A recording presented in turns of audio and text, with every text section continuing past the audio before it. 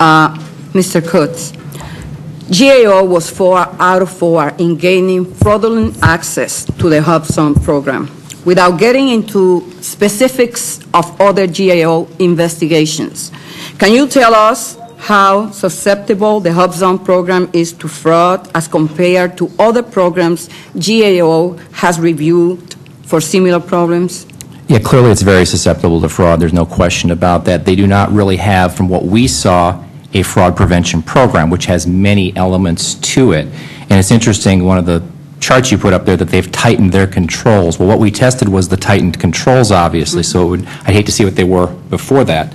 But clearly, this opens the door to billions of dollars of contracts. That's why people will lie to get into a program like this, because there's a lot of money at stake. Let me ask you, how does the potential for fraud in the Hubzone program compare to what you saw in Katrina-related disaster payments? It's potentially worse. We looked at the individual assistance program, which has eligibility controls. To get individual payments for Katrina, people had to actually live in the disaster area at the time Katrina or Rita hit. And so FEMA did not have effective fraud prevention controls in that program, although they did have some validation.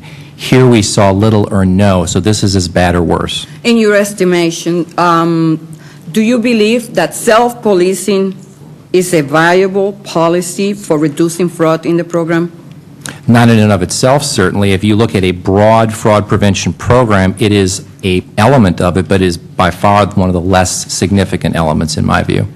What makes the program so susceptible to fraud?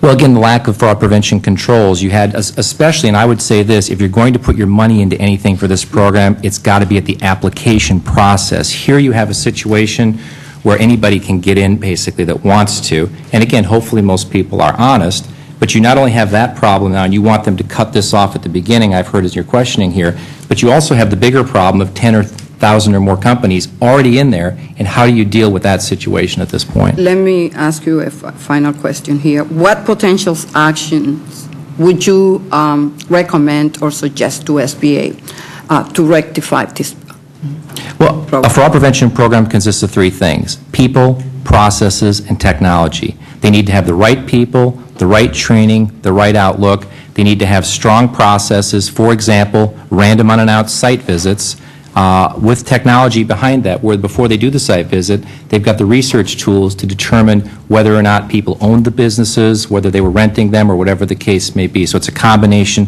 of those 3 areas. Thank you, and I recognize Mr. Chabot, and I have tons of other questions. We will stay here until I'm able to get all those questions out. Mr. Chabot.